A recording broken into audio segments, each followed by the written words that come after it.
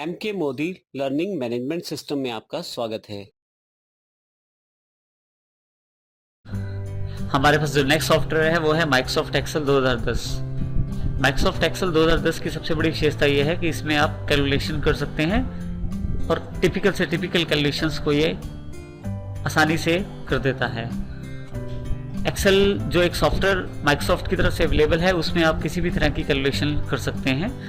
इसमें कैलकुलेशंस करने के लिए काफ़ी सारे हेल्पफुल फंक्शंस भी हैं, काफ़ी सारी कमांड्स भी हैं जिसका अध्ययन हम बारी बारी से करेंगे। सबसे पहले हम इसके इंटरफेस की जानकारी लेते हैं। देखिए सबसे ऊपर जो पहली पट्टी आ रही है इसे हम टाइटल बार कहते हैं, जिसपे बुक 1 लिखा हुआ है। यहाँ कोने में आपके पास राइट हैंड साइड 3 बटन है ऊपर वाली तरफ। पहला बटन क्लोज करने के लिए एप्लीकेशन को, दूसरा रिस्टोर और तीसरा मिनिमाइज करने के लिए। इसी तरह से हमारे पास जितने भी कमांड्स हैं वो टैब्स और रिबन्स में बटी हुई हैं। देखिए टैब्स हमारे पास अवेलेबल हैं, tab, file tab, home tab, insert tab, इस तरह से काफ़ी सारे टैब्स अवेलेबल हैं। होम टैब पे जैसे हम क्लिक करते हैं तो उससे रिलेटेड रिबन नीचे की तरफ खुल जाता है। आप ध्यान से देखें तो ये जितना भी रिबन है यहाँ से लेके यहाँ तक सारा रिबन होम टैब के अंतर्गत है, जिसमें काफ़ी सारे ग्रुप्स ऑफ कमांड्स हैं जैसे क्लिपबोर्ड, फॉन्ट, अलाइनमेंट, नंबर, इस तरह से काफ़ी सारे ग्रुप्स बने हुए हैं। हर ग्रुप ऑफ कमांड्स में कुछ कमांड्स अवेलेबल हैं जैसे cut, copy, paste, format, painter. तो यहाँ से हम उन कमांड्स का प्रयोग कर सकते हैं। थोड़ा सा नीचे आए तो यहाँ हमारे पास नेम बॉक्स अवेलेबल है जहाँ किसी सेल का नाम या किसी सेल का एड्रेस आएगा। उसके पश्चात ये फार्मूला बार देखें, यहाँ पे आपके पास फार्मूला लिखने के लिए जगह है। एक्सेल की सबसे बड़ी विशेषता यह है कि इसमें जो भी जानकारी या जो डेटा रखा जाता है वो रोज और कॉलम फॉर्मेट में रखा जाता है। हमारे पास देखिए columns A, column B, column C, column D, column, इस तरह से काफ़ी सारे कॉलम्स हैं। और अगर हम रो साइड पे देखें तो 1, 2, 3, 4 इस तरह से काफ़ी सारी रोज अवेलेबल हैं हमारे पास।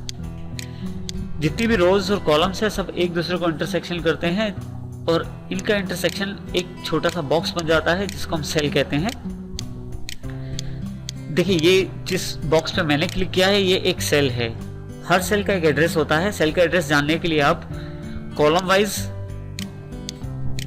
और रो वाइज देख सकते हैं। देखिए जब मैं यहाँ क्लिक करता हूँ तो इसका कॉलम जी है, ये जानकारी दे रहा है, और जो रो है वो 9 है।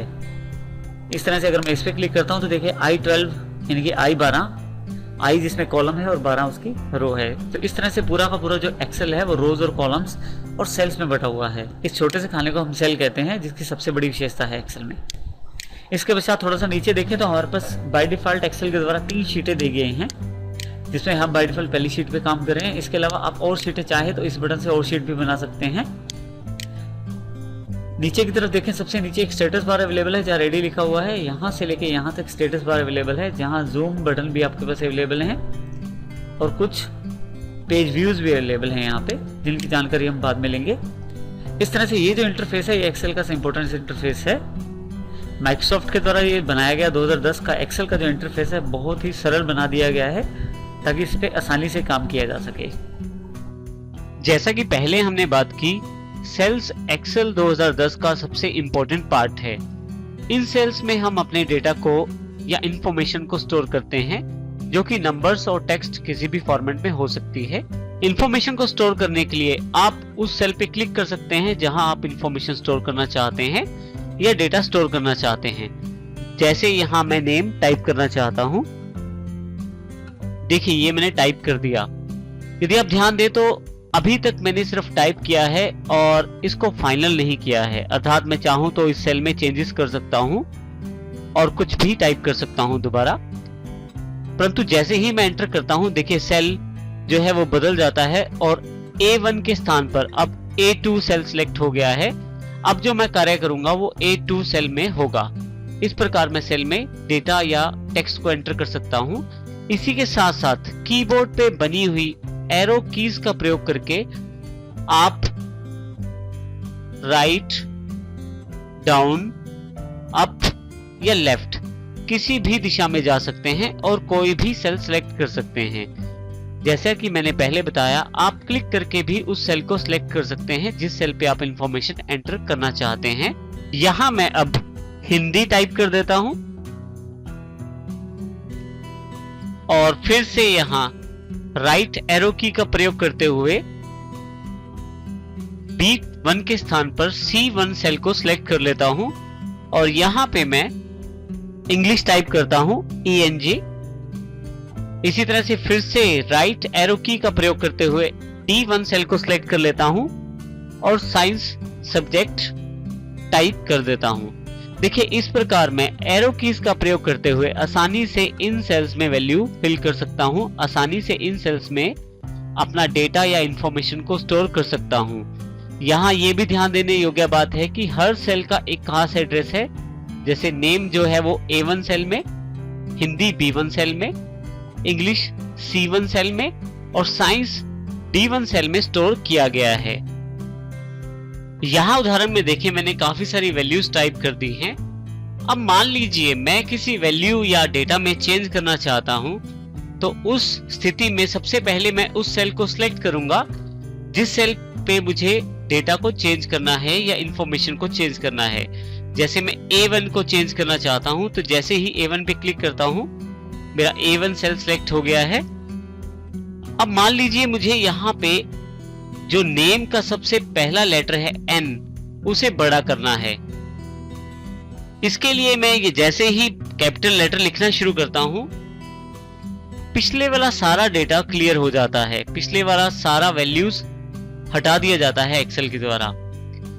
लेकिन जैसे ही देखिए अभी मैंने इसको फाइनल नहीं किया है, फाइनल करने से पहले अगर मैं एस्केप दबा दूं तो फिर से नेम वापस आ जाएगा।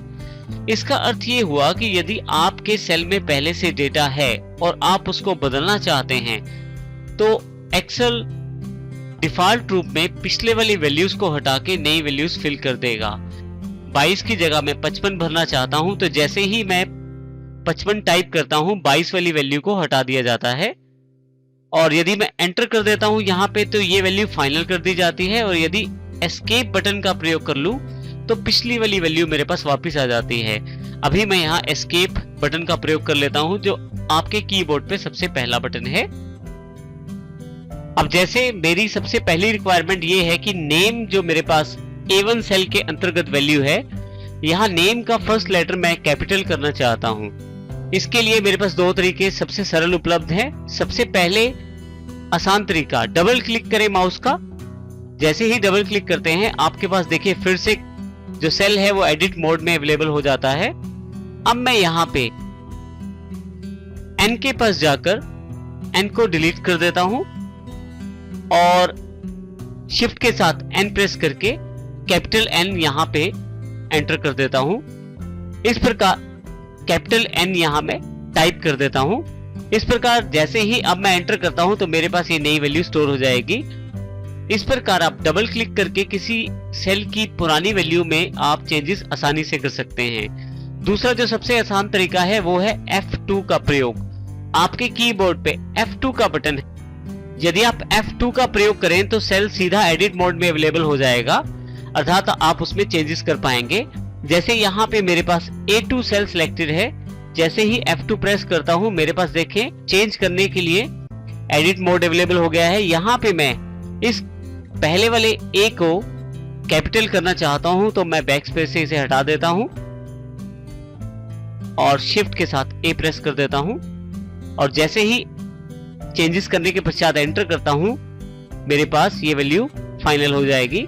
इसी प्रकार से विजय में मैंने V लेटर को कैपिटल करना है तो फिर से F2 प्रेस किया मैंने और V को हटाकर यहाँ पे कैपिटल V टाइप कर दिया है। जैसे ही एंटर करता हूं मेरी ये वैल्यू भी फाइनल हो जाएगी। इस प्रकार किसी भी सेल में चेंजेस करने के लिए मैं डबल क्लिक या F2 का प्रयोग कर सकता हूं और पहले से जो वैल्यू स्टोर है उसमें भी आसानी से चेंज कर सकता हूं।